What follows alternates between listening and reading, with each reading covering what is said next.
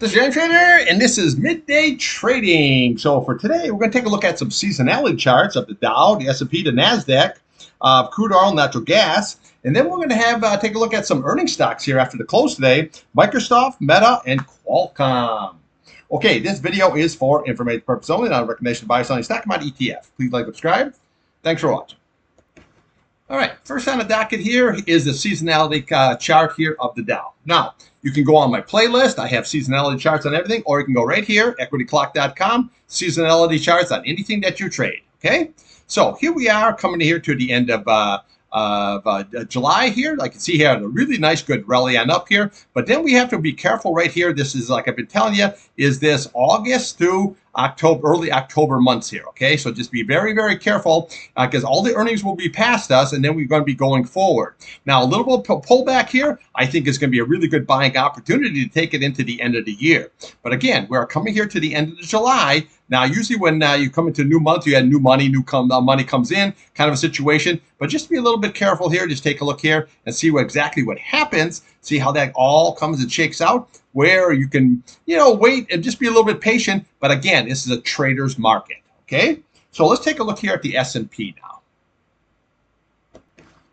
All right, here we have the S&P seasonality chart, pretty much the same kind of situation. Comes, sells right down in June, and we have this really nice rally kind of situation. Okay, so again, just be a little bit leery here. We have the end of July coming up. Get a little sell-off, maybe a little flat line, and then we can get a little popped up there in September, but then you got to watch this October time frame. Very, very key. Now, a lot of times it doesn't even have anything to do with stocks. It's just the seasonality part of it, and then we're going to get a nice rally going into the end of the year, okay? So here is the old S&P. Now let's take a look here at the old NASDAQ. Okay, here we have the NASDAQ. Now you can see here how this chart is listed a little bit different. It kind of pushes up into the June timeframe, but here again at the end of July, okay? So it kind of tapers right on off here. We get that little bump up there in September after we get a pullback after Labor Day. But then again, you got to watch this October timeframe. But again, when you look down here, see what a nice good buying opportunity is here. Now, always wait for a retest. See how it comes down low, comes up high, and then like a nice retest. That's a good buying opportunity to take it into the end of the year. Okay, so here's the old NASDAQ. Now, just remember, this chart is over a 20-year period. So again, it's not, it doesn't happen like this every year, but over a 20-year period, this is what it averages out. Okay, let's take a look here now at crude oil.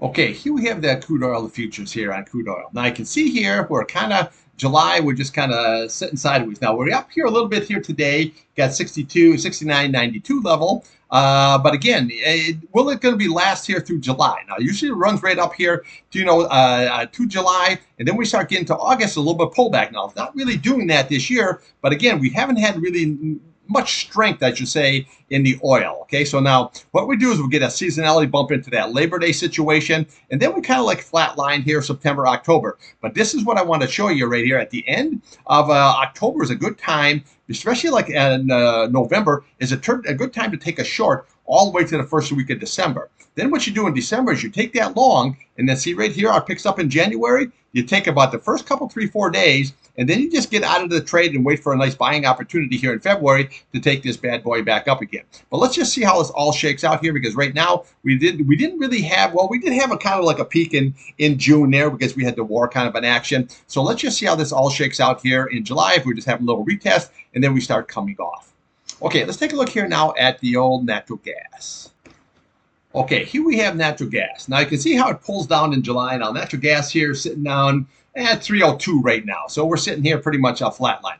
But you notice that in August, this really starts to pick up kind of a situation, and then we have a nice good rally into that October timeframe. Now we've got to see what kind of winter we're going to have here. I haven't looked at the Farmer's Almanac. I kind of checked that out. It's not been really that accurate, but I always check the weather and see what's going to be, for down the road kind of a situation. But you can see how it rallies up here into that October timeframe. So right now here, don't have any opinion on natty gas. Just have a little run up. But then again, in November, remember, for these guys are contracts that are out here, so you want to get kind of like out of this trade in November, and you can even, if you don't a lot of short trader, you can still just get out of your long position, and then we can do a little short ski if you're a two-way trader like what I do. But again, right now here we have this sideways action, but then it starts building a little bit of juice here going into the end of the year. Okay, now let's take a look here now at Microsoft. Okay, here we have Microsoft now. Here, let's just take a look at the past earnings, obviously, okay? So we can see here how on this one, we just had a nice sideways action, then a rally up. This one, we came all the way on down, and then look at this reaction right here on that. This is what I wanted to show you right here. Look at it. See how that gapped up? This is all about that AI trade. Now, we've been holding it very, very nicely all the way on up here. Again, we've been just like a melt up, but then we look at all this leverage here. Okay, so now we have negative divergences going on, but you still have a very RSI showing a very, very strong stock. Now, again, when the numbers come out, a lot of times, remember, it's not the news that matters, it's the reaction to that news. Okay, all you have to do is take in Google. Okay, so Google ran up to 197, and then it came all the way down, back down to 191. Now you're sitting right back almost at 197 again. So maybe what you ought to do is just, what I'm looking at is I'm going to see what the reaction is and maybe buy this back on a pullback situation. Now you can see how nice it held this 8-day all the way on up here, and it came down and held the 21-day. Look at that. She's a beaut, Clark. Look at that. Right down to the 21-day, held it nice. So on the downside, what we're really watching is going to be watching at 510. And then we're watching at 504. Now, again, if we lose that, we'll come down to the price channel. You got 488, and then we have this 50-day sitting here at 485 level. Okay, now if we keep on losing, we still have a lot of support levels here, but we have that 100-day all the way down 440 and then 431. But I just want to point this down the road for in case we get a huge sell-off for whatever reason, not this time here, but say down the road, okay? Always watch this gap, okay? So what you have is at 424 on 90 level, and then watch that fill at 396, okay? So this is what we got, your gap and your fill situation. So always, always, always pay attention to that if you get yourself a big sell-off. But right now, we're just watching that 8-day, and then we're going to watch that 21-day. So far, it's been holding nicely. On the upside, we have to get above that 518.29, and you have to close above that price channel. If you can, you start shooting for that 525, 550, and work yourself all the way up to 600. Now, when we look at the weekly chart, you can see, look at, it came down and then even made it to the 200-day, and then it's just like straight uphill. But you can see the candles, see how small these candles are getting as the price go on up here. So you got to be a little bit careful. Now we are in like an overbought condition. The green is getting the same way. So just be a little bit careful up here. A nice good sell-off correction would be, I think, a good buying opportunity on the Microsoft. Let's just see how that shakes out. But watch that 518 on the upside. You close above, we'll start aiming for that 525, 550. Nobody says it can't go higher. But again, just be a little bit careful. Listen to the news, see what coming, but more important, listen to the reaction on the news. All right, let's take a look here now at Meta.